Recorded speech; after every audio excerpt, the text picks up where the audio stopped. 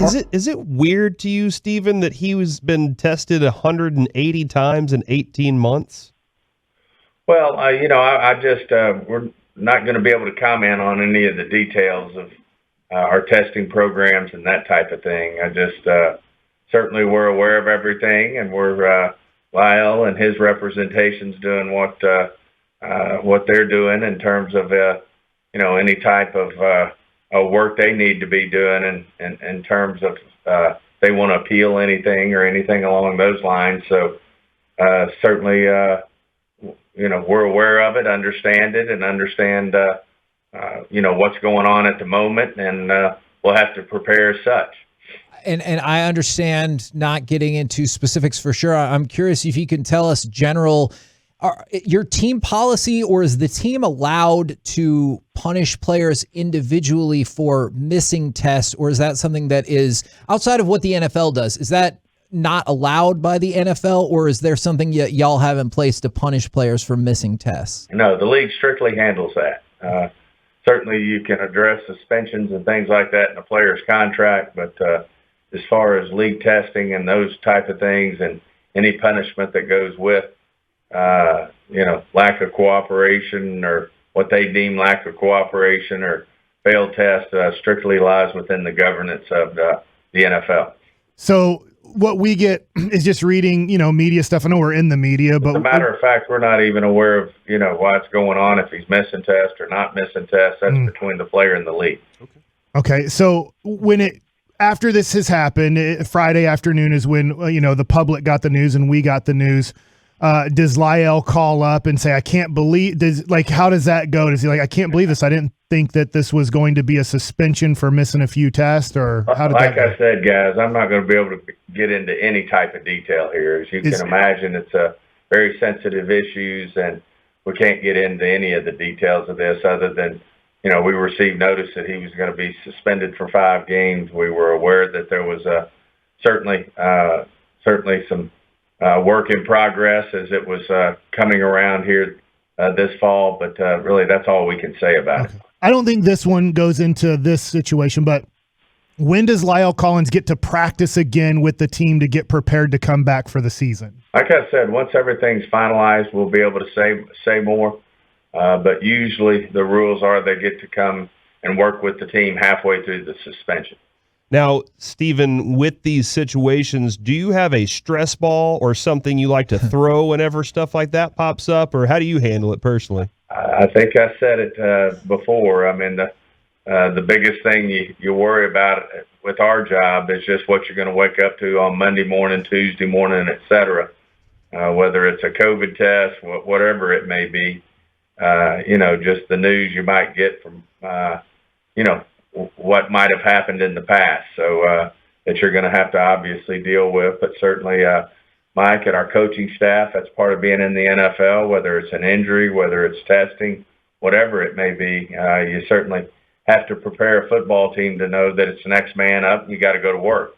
Is the obviously inquiring Cowboys fans want to know, is the next man up in terms of this Chargers game? Are you going to be looking at the depth with your natural tackles, or is there at least consideration or discussion about moving Zach Martin out there after how McGovern looked at guard? We always discuss everything, every opportunity that are out there, your best look, and certainly our coaches are doing that. We've certainly been pleased with how our tackles have played in the preseason. Obviously, still got a lot of work last year, and we signed Nasecki to be the swing tackle. So, we feel good about our situation. Just like last week, Connor McGovern stepped in and did an outstanding job. We suspect whatever happens this week for the same thing to happen. Outside of getting the reps in preseason, I understand the importance of that. Anything in particular from Steele and Nasecki that you saw in practices or in those preseason games that leads you to that level of confidence? Yes, I just think in general they've been able to do their job when called upon in games. Certainly Steele had a really nice off season in terms of getting stronger, getting better, and he obviously got invaluable experience last year. And then of course Nasecki, just looking at his full body of work over a tenured career, he's been been able to be a pro and go in there and do the job of playing that swing tackle wherever he's been asked to do that. So, between the two tackles there, we feel really good about our options. Stephen Jones joined us here on the K&C Masterpiece on 105.3 The Fan, as he does every single Monday. I tweeted out Thursday night during the game that having Cedric Wilson is a luxury. Like that, having that guy as your fourth receiver is a luxury. And then the Michael Gallup news happens, and I know it's like the depth is there and he's good. How much, when y'all were looking before the season, how were you sitting there going, man, we do have so much depth at the wide receiver position. Did you think you'd have to ever use it and dip into it? Well, that's why you have it. And, of course, rarely, whether, the same can be said about our linebackers, our defensive line. I mean, that's why you go through all these machinations, is to have depth, because the nature of our game, the injury nature of our game, just look around the league. It's not just, something that happens to the Cowboys. It happens, you get bad luck like the Ravens have had the last couple of weeks. That's why you carry the players that you carry, and you do have to have depth. You do have to draft well, and then you throw on top of that the COVID challenge and any other issues that you have where a player may have to miss games for whatever the reason, like Lyle's situation. You're certainly gonna, you're gonna be using your depth as the season goes. So it's part of our league. It's a part of our game.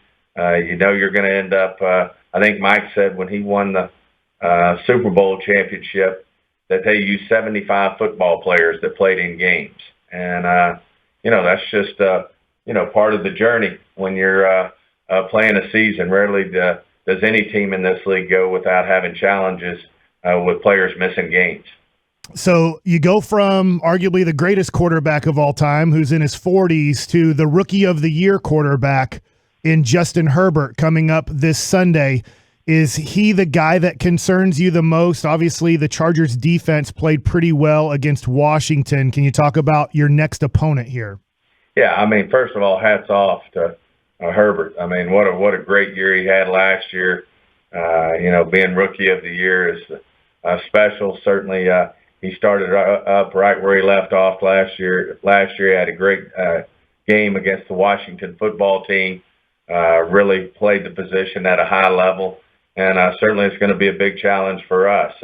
Same holds true. We played a great defense last week in the Bucs, and certainly these Chargers are well coached and are going to present their own challenges in terms of how we move the football. And like I said, our hands are going to be full with Herbert and what he and his offense do as well. So they're a really good football team, and we're going to have a great week of practice, get prepared, and go into SoFi Stadium there. It'll be interesting. We played last year there to open the season with the Rams, and it was empty, and got a little taste of last night. It looked like they were having some fun there in L.A. So, it'll be on the road again, and we'll have those challenges that go with playing on the road, but I expect our guys to answer the bell.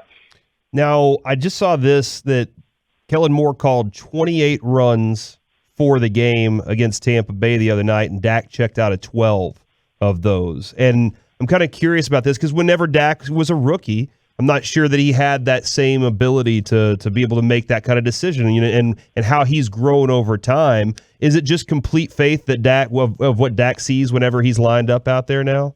Absolutely, and I think you looked at you saw that Bucs defense and how they were lined up out there. They were set on stopping the run. They got a great defensive coordinator in Todd Bowles, and it was rush sledding in there. But certainly, you hope as we go here that we see the looks to run the football, because I do think we will be able to run the ball effectively as the season goes here. So certainly they'll take a look at that. They'll take a look at our run-pass ratios and make any changes they feel like need to be done. But bottom line is what you said. They have complete confidence that Dak has a great feel for what he's seeing out there, and certainly trying to get us in the very best possible play for us to win the down and move the football. Outside of the obvious answer being talent acquisition along the way, whether it's the defensive front or any other spot on the team, What are some of the routes to improvement, especially when you talk about that, like have a good week of practice? Like what all goes into that where you can say this was a good week of practice, or I can see the team getting better in this specific aspect? I think it's just execution.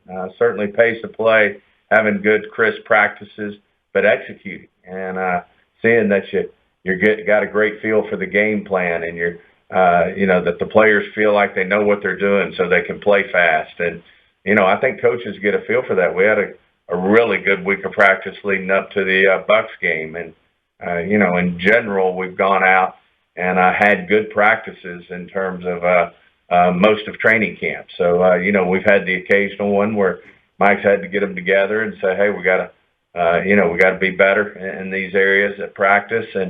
But I do think at the end of the day, it's just the execution of the game plan, making sure the players know what they're doing, they're communicating so they can play fast, and certainly gives you a much better opportunity when these great athletes know exactly what they're doing and can make plays on the ball. Certainly, I think on defense that led to a lot of the turnovers. Guys were playing fast, making plays, and I just think it's really having a great feel for your game plan, being able to execute it, and then your style of play and your pace is a big deal for especially when you feel like you have good players that you can get the ball to on offense, and certainly defense can run to the ball sideline to sideline and certainly make the plays on the ball, like a D-Law having the perfect punch-out, textbook punch-out, certainly getting some tips and some picks there, and then getting your helmet on the ball and being able to recover a fumble there. All those things go into, winning football. And, we had two big things happen to us. Unfortunately, we didn't win the game, probably because of red zone execution. But it's, when you win that turnover battle and you win that time of possession, you give yourself a great opportunity to win a football game. We had the opportunity. Unfortunately, we didn't finish.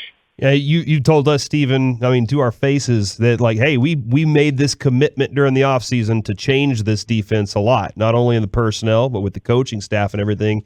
From what you saw, and I know they're still young, and Jerry told us Friday there's still a lot of room for improvement there, but from what you saw, was that part of what you guys hoped to design for what this defense was this year? Certainly, and don't get me wrong, we got a lot of things we can improve upon, but I think you did get a taste of the type of brand of football that we're going to play this year. And I do think our players executed well. They played fast. They certainly made plays on the ball. You're playing against a Super Bowl offense that probably has the greatest player to ever play our game, and Tom Brady is, especially if you measure it by championships. No one's done it better than him, and certainly he got his, but I also think our defense gave us opportunities with the turnovers, and certainly got them out many times when we needed to. So we just got to continue to get better. I do think we're a team that's on the ups. We're young. I think we're only going to get better as the players get more comfortable with what Dan's asking them to do. I think they'll continue to improve, and I think Dak, as we all know, hadn't had a lot of reps since he hurt that ankle almost a year ago, and had the unfortunate issue with his shoulder in training camp. But you certainly wouldn't have known it seeing him out there playing. And but I do think the chemistry there on the offensive side of the ball has tremendous upside to only get better. So Jerry mentioned that on Friday with us, and he talked specifically about guys that weren't on the field Thursday night that can really impact the defense as the season goes along. Can you give us maybe some updates on how your second-round pick Joseph is doing, how quick maybe Hooker can play more snaps, and those couple guys that maybe could make impacts as the season progresses? Well, I think those will be some of the first guys you see, although another guy who we didn't put on any type of reserve list was Golston, and he'll start working back into practice this week. We'll see how he responds. But then the two you just mentioned I think we'll see Hooker in a uniform this week more than likely, and then certainly Joseph. I think he'll be on the DTR for a short period of time before he's ready to come back as well. So we do have some good football players that should be making their way onto the football field here over time.